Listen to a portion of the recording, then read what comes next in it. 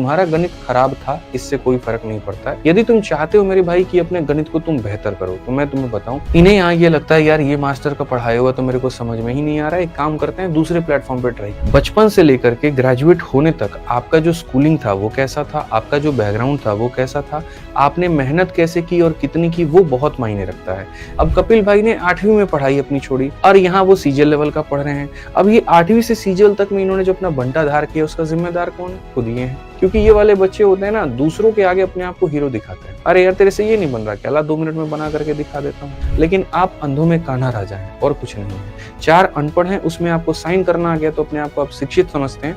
किसी दिन आप 4 पढ़े लिखे लोगों के बीच में बैठ जाएंगे तो सबसे बड़े शिक्षित आप कहलाएंगे। इसीलिए कई बार आप देखना कम समझदार व्यक्ति भी सिलेक्शन लेके चला जाता है और ज्यादा जो समझदार है, ज्यादा पढ़ा लिखा है, वो वहीं बैठा रह जाता है।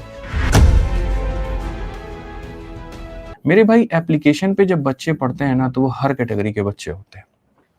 3 तरह के बच्चे होते हैं। एक ये मेरे भाई यहाँ पर जिनका जो बेसिक होता है वो पूरा का पूरा क्या होता है, जिसको बिल्कुल बोलते हैं ना खत्म है पूरा का पूरा, ठीक है, कि गणित में यूं समझ लो कुछ भी नहीं आता यहाँ पर, और उसके बाद में जो है तैयारी करनी शुरू की है। दूसरे वहां पर थोड़े से होते हैं, ठीक है बहुत ज्यादा आता नहीं है लेकिन समझने की कैपेसिटी को रखते हैं। वो मेरे भाई वहां पर बस चीजों को अंडरस्टैंड कर सकते हैं, वो समझ सकते हैं। अभी अपने दिमाग से कोई नया अप्रोच, कोई नया मेथड लेकर के नहीं आ सकते हैं, ठीक है। और मेरे भाई समझते हैं जो मैं समझा दूंगा, इतने इंटेलेक्चुअल तो हैं जिसको आप एकदम कह सकते हो कि ये मॉडरेट वाले बालक हैं, ठीक है। और तीसरे यहाँ पर वो बच्चे होते हैं जो अच्छे खासे इंटेलेक्चुअल होते हैं, ठीक है। यहाँ पर समझिएगा इंटेलेक्चुअल कौन से बच्चे हो गए मेरे भाई, ये वो हो गए कि अगर मैंने किसी सवाल में एक मेथड उनको बताया, जैसे पहला वाला बच्चा कि उसको अगर कोई मैं सवाल बता रहा हूँ तो उसको समझने में उसको 4 बार बनाना पड़ रहा है। ये वो बच्चा है जो एक ही बार में सवाल को समझ जा रहा है, और ये वो जो सवाल को मेरे बताए हुए समझ भी रहा है और एक अप्रोच अपना खुद भी लगा रहा है, ठीक है। अब ये 3 भाग के जो बच्चे हैं जो एप्लीकेशन पर आते हैं किसी भी कोर्स के अंदर में, तो ये तीनों का ये जो हालात हैं ये कैसे हुआ और कहाँ से हुआ, तो ये मेरे भाई बिल्कुल यहाँ पर अपने पढ़ाई की वजह से हुआ। समझ रहे हैं?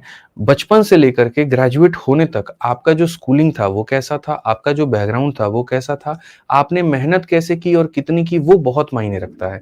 जैसे एकदम से बचपन से लेकर के आज तक बहुत ऐसे लोग हैं मतलब जो मैथ्स पर कभी ध्यान ही नहीं दिए।